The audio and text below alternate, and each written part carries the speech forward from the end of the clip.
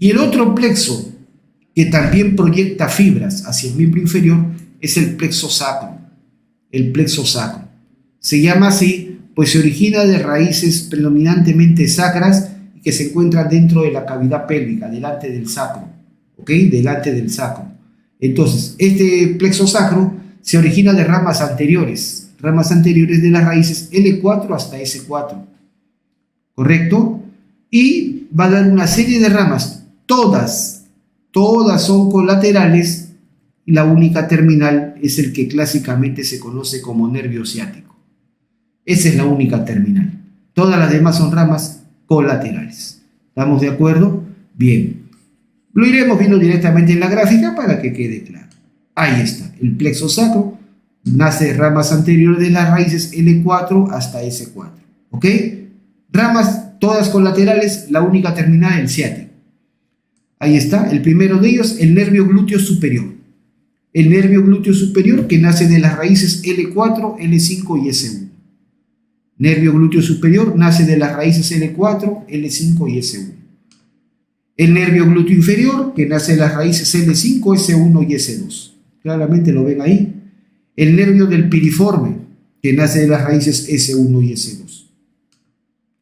El nervio del músculo gémino inferior y cuadrado femoral. Del gémino inferior y cuadrado femoral que nace de las raíces L4, L5, S1, el nervio del gémino superior y del obturador interno, que nace de las raíces L5, S1 y S2.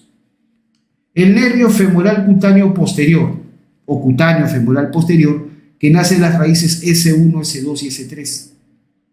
Y finalmente, para interés de este tema, tenemos el famoso ciático. Pero el nervio ciático, que clásicamente se consideraba como un solo nervio, ahora se sabe que en realidad son dos nervios. Son dos nervios que forman el clásicamente conocido el nervio ciático.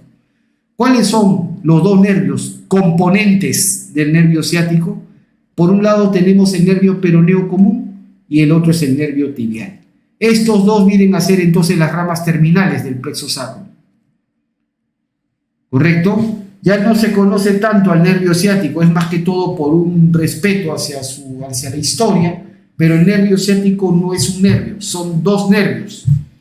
Dos nervios. El nervio peroneo común, que se origina de la división posterior de las raíces L4 hasta S2.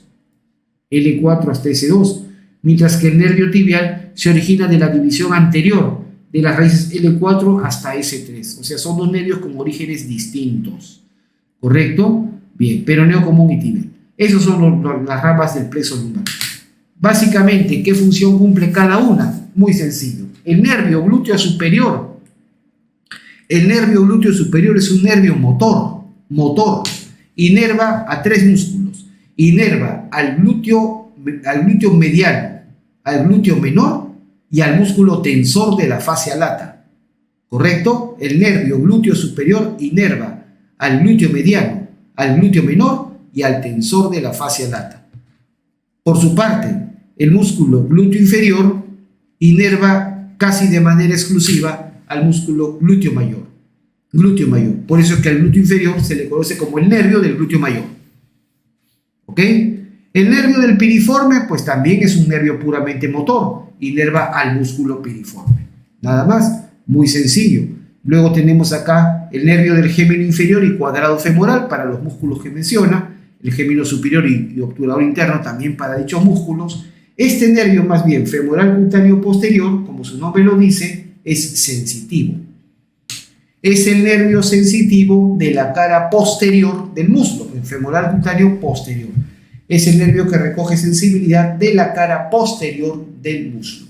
¿Ok? Ese es el nervio femoral cutáneo posterior. Y finalmente las ramas terminales, peroneo común y tibial, que antiguamente se conocían juntas como el nervio ciático. ¿Correcto? Ambos son nervios mixtos, ¿correcto? Motores y sensitivos. Pero ambos van a trabajar de la rodilla para abajo. Sensibilidad y motricidad de los músculos de pierna y pie. ¿Ok? Perfecto.